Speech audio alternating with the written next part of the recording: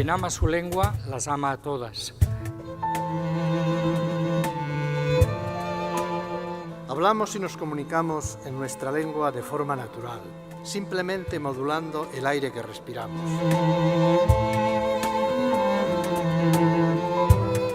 Elio Antonio de Nebrija, un hombre cuyo afán de conocimiento no tuvo límites.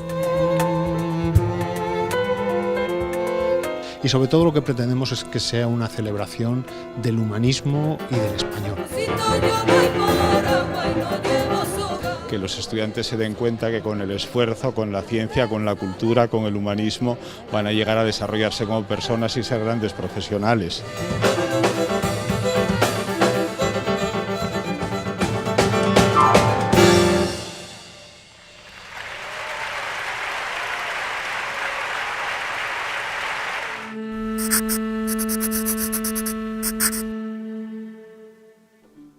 Hola, amigas, amigos, ¿cómo se encuentran? Si yo digo que es una tiranía no poder decir lo que pienso, si me pregunto qué injusta dominación y qué clase de servidumbre es la que no me permite al menos escribir mi pensamiento en mi casa y en mi mundo, si lo llevo a un extremo y digo que tengo, cuando menos, el derecho de meditar lo que se me antoje y darle vueltas en mi cabeza, y que, si no me dejan decirlo, excavaré un hoyo, y si hiciera falta, susurraré dentro de él mis ideas. Si yo digo todo esto con respeto, pero con la retórica de una pregunta que lanzo para reclamar mi libertad, estaría citando a un andaluz que murió hace 500 años, a un intelectual que se comprometió con su tiempo, pero cuya modernidad de pensamiento nos asombra aún hoy en día. Estaría citando, en definitiva, a Elio Antonio de Nebrija, el primer humanista hispánico y principal introductor del Renacimiento italiano en la península ibérica. Un sabio que creyó en las lenguas como madres de la verdad y que contemplaba la mala enseñanza como una señal de barbarie. Especialmente célebre por su gramática sobre la lengua castellana, la primera gramática de una lengua europea moderna, publicada poco antes del descubrimiento de América. Este año, precisamente, celebramos su 5º centenario. Nebrija fallecería un 2 de julio en la localidad de Alcalá de Henares hace 500 años. Desde aquí, y a lo largo de varios programas de Maldita Literatura, nos sumamos a los distintos acontecimientos, tanto nacionales como internacionales, que celebran esta importante efeméride. Sean bienvenidos. Este año la celebración del Día del Libro coincide con la conmemoración del 5º centenario de la muerte de Elio Antonio de Nebrija, el autor de la primera gramática de la lengua castellana. Una oportunidad para rescatar del olvido a este humanista andaluz, impulsor de la imprenta en España. Pero, ¿qué nos queda hoy de Nebrija? Ya sabéis que la persona que escribió la primera gramática de la lengua castellana fue ¿quién? Vamos, no es raro que no lo sepáis porque es verdad que ha sido una figura que ha estado oculta mucho tiempo. La persona que es tan importante en nuestra lengua, como ha sido Elio Antonio de Nebrija, que ha sido el primer gramático, no sabemos por qué siempre ha estado oculto. Ha pasado de puntillas por los libros de texto, reducido al silencio o como mucho a una línea, a su condición de autor de la primera gramática del castellano. Pero este humanista del Renacimiento fue mucho más. Un hombre curioso, lleno de interés por todo, que se interesa tanto por el derecho como la medicina, como por la teología, como por la Biblia, la cosmografía, las lenguas de América. Hay gente que se adelanta a su tiempo, ¿no? Es su caso, y que solo es entendida siglos después. Entender a Elio Antonio de Nebrija es comprender nuestra lengua, cómo somos y nos comunicamos hoy en el lenguaje del siglo XXI, pero siguiendo unas normas que él, letra a letra, hace 500 años empezó a crear.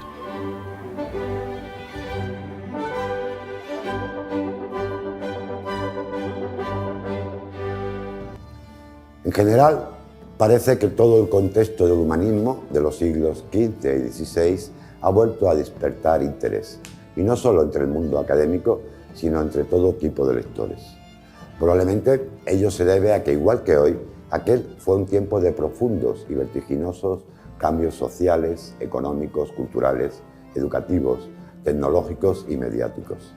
La revolución de la imprenta, cuyo nacimiento coincide con el de Nebrija, marcaría el inicio de la era Gutenberg, tal como los ordenadores han inaugurado la nueva era de Internet. Podemos y debemos aprender de nuestra historia y sin duda con este lebrijano, andaluz, castellano, español y europeo que fue Nebrija lo lograremos.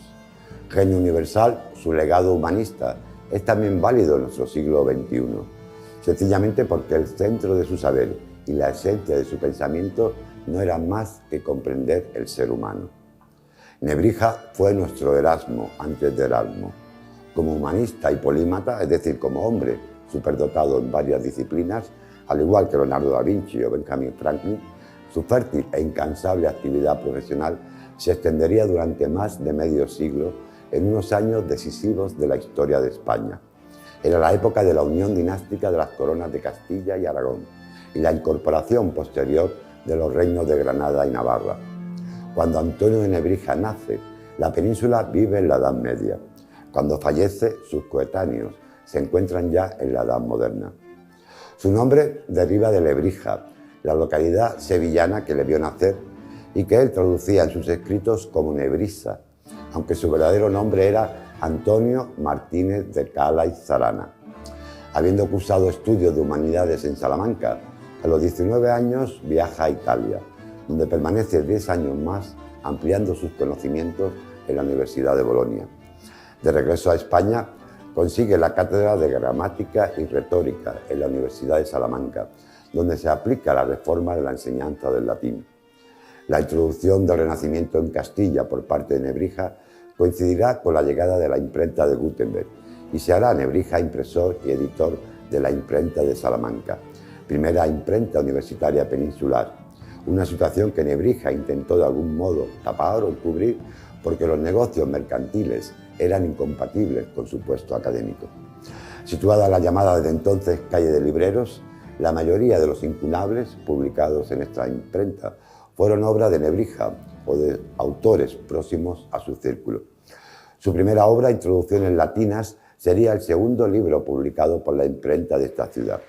Se trata de una gramática latina que fue editada en vida del autor más de un centenar de veces, y no solo en la península ibérica, tanto en español como en catalán, sino también en buena parte de Europa, llegando a ser uno de los libros de textos sobre la enseñanza del latín más utilizados en la educación europea hasta el siglo XIX. Nebrija fue además pionero, el segundo escritor del mundo y el primero en España en reclamar los derechos de autor para sus obras, más de 2 siglos antes de que se inventase el copyright anglosajón, que en 1709 recoge el Estatuto de la Reina Ana. Esta labor de impresor sería continuada tanto por su hijo como por su nieto, que también se harían impresores. 3 generaciones que detentaron el privilegio de imprimir las obras del ilustre gramático Antonio de Nebrija. Para conmemorar este viaje, les invito a desplazarnos con la imaginación al siglo XV. Se estima que hace 5 años la población mundial llegaba aproximadamente a los 460 millones de personas, 7.400 millones de habitantes menos que ahora. Eran tiempos difíciles. Hacia 1350, una terrible epidemia, la de la peste negra, se había llevado a casi la mitad de los habitantes de Europa. Pero el nuevo siglo venía cargado de cambios, cambios en lo político, en lo religioso, en lo cultural, en lo científico. La centuria del 1400 asiste a hechos decisivos, como el matrimonio de Isabel I de Castilla y Fernando II de Aragón, que supone el origen de la España moderna. Un siglo que, como recuerda el protagonista del Tercer Hombre, asiste a la eclosión del Renacimiento en la Florencia de Lorenzo de Medici, una época en la que Leonardo pintó el fresco de la Última Cena y Miguel Ángel esculpió la Pietà del Vaticano. En esos años, Copérnico, Erasmo de Róterdam, Maquiavelo y Martín Lutero se preparan para revolucionar la visión del hombre, del poder, del universo e incluso la visión de Dios. Y hablando de revoluciones y de apertura a nuevos mundos, el siglo XV es el de la invención de la imprenta de tipos móviles y el del viaje de Colón a un territorio aún desconocido para los europeos que habría de llamarse América. El nuevo mundo en el que floreció el español, la lengua de quienes llegaban a ese continente en 1492, el mismo año en el que Nebrija publicaría su gramática. Pero retrocedamos en el tiempo. Transcurridos 44 años de este siglo convulso, apasionante, cargado de transformaciones, en la comarca andaluza del Bajo Guadalquivir, entre marismas, monte y campiña, en la villa de Lebrija, la Nebrisa venerea de tiempos de los romanos, dos de sus vecinos, Catalina Martínez de Jarana y Juan Martínez de Cala, celebran el nacimiento de su segundo hijo, al que llamarán Antonio. Antonio Martínez de Cala y Martínez de Jarana es el nombre completo de quien pasaría a la historia como Antonio de Nebrija. Durante su estancia como catedrático de gramática y retórica en la Universidad de Salamanca, según propia afirmación de Nebrija, quiso la fatalidad que la incontinencia me precipitase en el matrimonio. Al casarse, la Iglesia le retira su asignación económica y, como el sueldo de profesor de universidad no le da para mantener a su familia, abandona Salamanca. Entre 1489 y 1503, Antonio de Nebrija vive en Zalamea de la Serena, en Extremadura, donde, animado por la buena acogida de su primera obra, Introducciones latinas, redacta una segunda obra por la que actualmente será especialmente reconocido. Se trata de su célebre Gramática sobre la lengua castellana. Publicada en 1492, poco antes del descubrimiento de América, en ella Nebrija sigue los mismos criterios científicos que en su obra anterior, pero resultará esta nueva obra especialmente innovadora, al tratarse no solo de la primera gramática normativa de la lengua castellana, sino también de la primera de todas las gramáticas sobre lenguas romances, a las que servirá de modelo. Los autores de posteriores gramáticas que siguieron a Nebrija tomaron su obra como base en materia ortográfica. A partir de su publicación y hasta el surgimiento de la lingüística como disciplina científica en el siglo XIX, la gramática pasará a ser considerada como la disciplina que estudia las reglas de una lengua. También resultaría una herramienta para la difusión del español, ya que a partir de 1492 el territorio español, como sabemos, se extiende por buena parte del globo. Nebrija concibe el castellano como un factor unificador de los diversos territorios de los reyes católicos, del mismo modo que figuras florentinas como Cristóforo Landino o Lorenzo de Medici habían defendido que la lengua toscana serviría para la unificación de Italia. De aquí algunas afirmaciones de Nebrija, posteriormente sacadas de contexto y políticamente manipuladas, que probablemente no tenían el sentido que hoy comúnmente se les atribuye, como por ejemplo que siempre la lengua fue compañera del imperio y debe llevarse en expansión. Esta es su tragedia. Nebrija no fue, como se nos ha querido hacer creer, el ideólogo de un idioma imperial español, entre otras cosas porque su gramática es anterior al descubrimiento de América, sino el patriarca de una aportación civilizadora que emula la dejada por los latinos, de los cuales procedemos. 1444.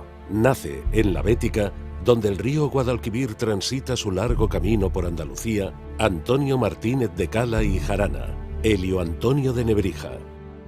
Pedagogo, gramático andaluz, original e innovador. Lingüista y polígrafo, acabaría cumpliendo sus deseos personales de trascender al tiempo, legándonos la primera gramática de una lengua romance, así como una prolija creación científica que lo sitúa como uno de los autores más fecundos de la Europa del siglo XV.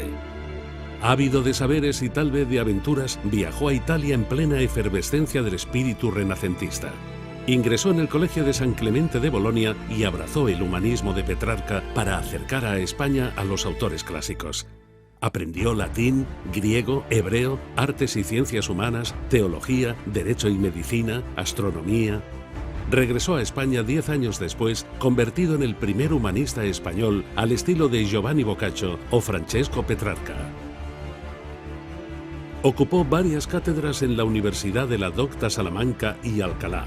Hubo de lidiar con la Inquisición debido a ciertos problemas ocasionados a raíz de su participación en la Biblia políglota complutense y sirvió a la corte en su idea de establecer una política lingüística al servicio del Imperio de Ultramar. Bajo la protección de Juan de Zúñiga y 15 días antes de la partida de Colón desde el puerto de Palos, en la ribera de Huelva, entregó Nebrija su primera gramática a la imprenta salmantina. Había creado la obra liminar de nuestra lengua, fuente de inspiración para los estudios gramaticales del español e indudable punto de partida para las gramáticas italiana, francesa o portuguesa que alumbrarían décadas después. 2022, quinto centenario de la muerte de Nebrija. La ciudad que acunó sus primeras letras celebrará la enorme contribución del humanista a la lengua que hoy compartimos más de 570 millones de hispanohablantes en todo el mundo. Lebrija, ciudad milenaria, histórica y monumental, rinde tributo a uno de sus más insignes hijos.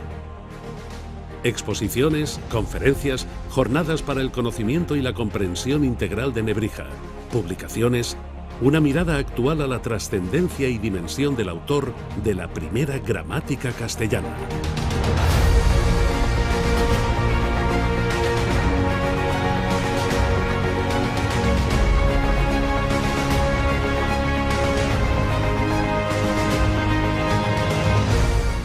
La gramática sobre la lengua castellana de Nebrija se abre con la siguiente dedicatoria a la reina Isabel la Católica. A la muy alta y así esclarecida princesa doña Isabel, la tercera de este nombre, reina y señora natural de España y las islas de nuestro mar. Comienza aquí la gramática que nuevamente hizo el maestro Antonio de Lebrija sobre la lengua castellana. Y pone primero el prólogo, léelo en buen hora. Pero dentro del amplísimo proyecto intelectual de Nebrija, su gramática es una obra marginal, poco menos que una extravagancia, e incluso la propia reina Isabel no comprendía para qué podía aprovechar. Nebrija concibe el castellano como un producto de la corrupción del latín, aceptando solo como palabras castizas las que proceden de esa lengua. Este tema será una de las causas de los ataques de otro humanista, Juan de Valdés, que admite como vocablos castellanos los de uso común, sin investigar su origen, y condenará los vocabularios de Nebrija por parecerle trabajos apresurados y demasiado afectados de andalucismo. Valdés llegará a decir que nunca ha necesitado la gramática de Nebrija, no ha ido a alabarla. En esto podéis ver, dice Valdés, cómo fue recibida y cómo era provechosa, que no fue imprimida más que una vez.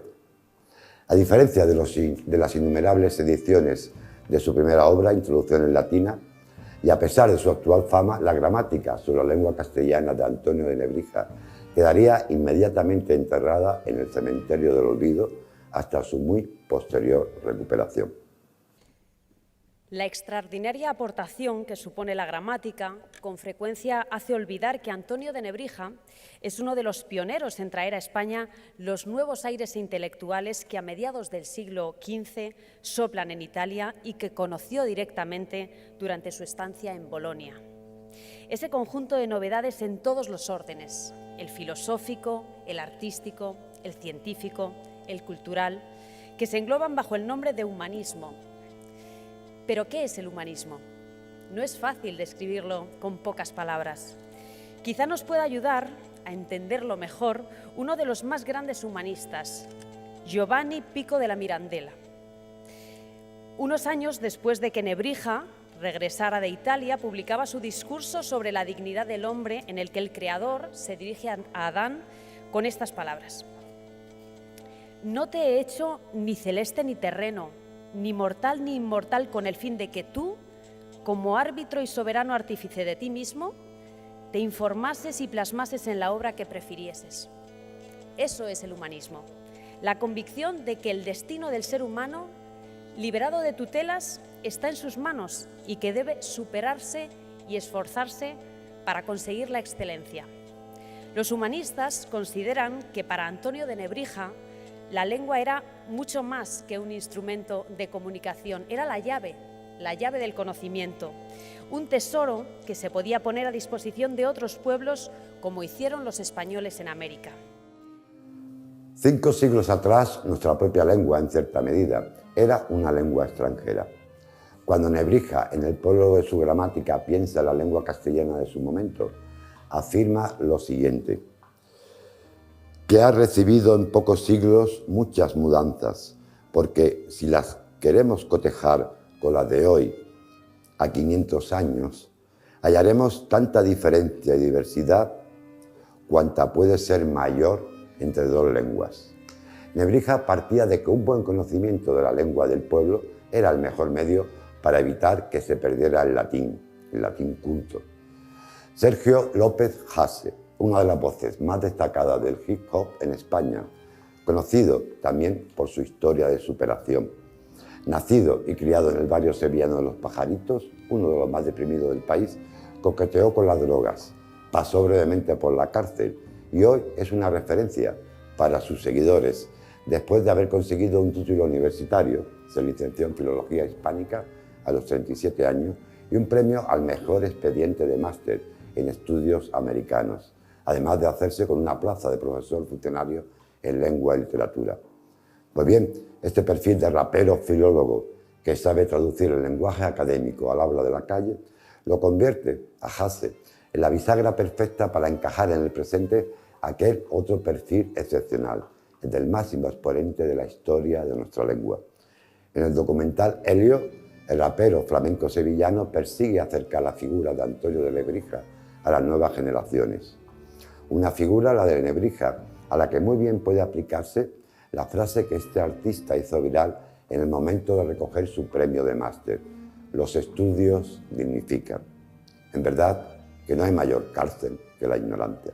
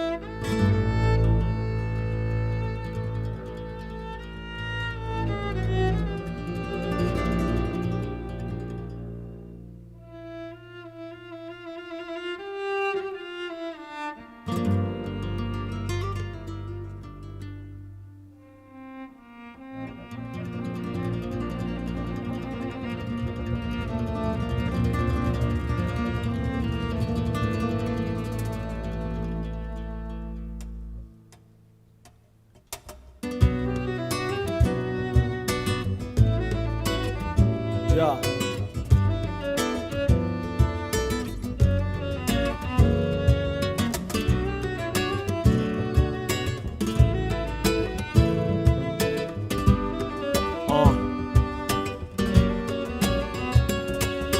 Vivo en una calle sin muros, se llama ignorancia. Viví la inocencia en la infancia y gané respeto. Aprendí en la calle duro, probé la sustancia, sentí la violencia y el ansia o ganar dinero. Frío, bandera negra, pirata en mi alma, he sido carne de cañón, sentí el calor del cañón, pero el calor del cariño en mi piel yo nunca lo he sentido. Aquí las sirenas anuncian otro barco hundido, perdido, ¿de quién me fío? Lucifer las carga, pero no es el que dispara el arma, la blanca me calma, pierdo el sentido. Estando ciego no siento, cállate puta conciencia, sé lo que he perdido. ¿Quién tiene la culpa? ¿Quién conoce los límites? Un narco en un barrio es un héroe, yo solo lo imité. Me refugio en la escritura, el tiempo en mi vigía, una carta más en esta celda fría. Estoy muriendo por verte, dibujo en la pared, un corazón con tu nombre. En esta carta pido que venga a verme, porque me siento muy solo. Yo muero en una vida distinta, se llama presidio. Conmigo vive el odio y reside la venganza. Un bala perdida, un pinta, pienso en el episodio. Ella no viene a verme, no me escribe mi esperanza. No pienso perderte, no te llegan mis cartas, maldita sea. Estoy en el patio buscando pelea, con sangre en los nudillos, el corazón me patalea. Me subo al carajo el funcionario, el que me vea. Y si no viene, si lo escribe, me siento solo. Voy a chinarme como un perro, a desangrarme en el chapolo. Y luego sentiré el frío de que decide rezar. Dios mío, te desafío. Estoy muriendo por verte, dibujo en las paredes un corazón con tu nombre. En esta carta pido que vengas a verme, porque me siento muy solo, el tiempo aquí se detiene. Pero se me cae dormido y sueño que venga. Entonces se me pasa el frío y en el recuento tú me despiertas. En esta celda estoy muriendo por verte, dibujo en las paredes un corazón con tu nombre. En esta carta pido que vengas a verme, porque me siento muy solo, el tiempo no se detiene. En esta celda estoy muriendo por verte, dibujo en las paredes un corazón con tu nombre.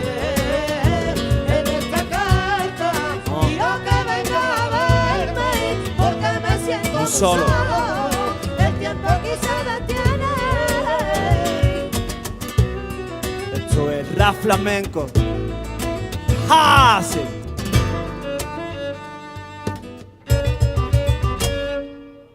Ole. Creador de una imagen arquetípica de sí mismo, Antonio de Nebrija se autodenominaba con un alias literario. Era el siguiente: Aelius Antonius Nebricensis Grammaticus, es decir, como el gramático Helio Antonio de Nebrija.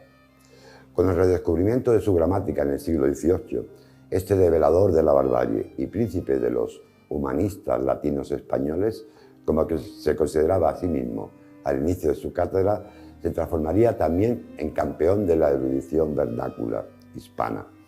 Su absoluta modernidad es sorprendente. En la transición del siglo XV al XVI, Nebrija valoraba objetivamente el conocimiento, independientemente de su procedencia, lengua o cualquier otro condicionante cultural, étnico, nacional, religioso o incluso sexual. Nebrija no tenía prejuicios. Así, por ejemplo, cuando debido a su mermada salud y avanzada edad, y pese a que tenía hijos varones, puso a su hija Francisca como su sustituta para impartir clases en la Cátedra de Retórica de la Universidad de Alcalá de Henares, ciudad en la que fallecería. Al hacer esto, la convirtió en una de las primeras mujeres docentes universitarias del mundo. Hoy son de plena actualidad los dos valores principales que Nebrija defendió a lo largo de su fructífera vida, las dos características que le definen. Una, la búsqueda de la verdad, a través de todo el conocimiento posible disponible en su momento, y otra, el deseo de formarse personal y profesionalmente dentro de la universidad. Antonio de Nebrija fue el sabio que, mientras las armas batallaban para afianzar un imperio, libró la guerra contra la incultura y la barbarie. Muchas gracias por estar ahí, disfruten del verano y hasta la semana que viene.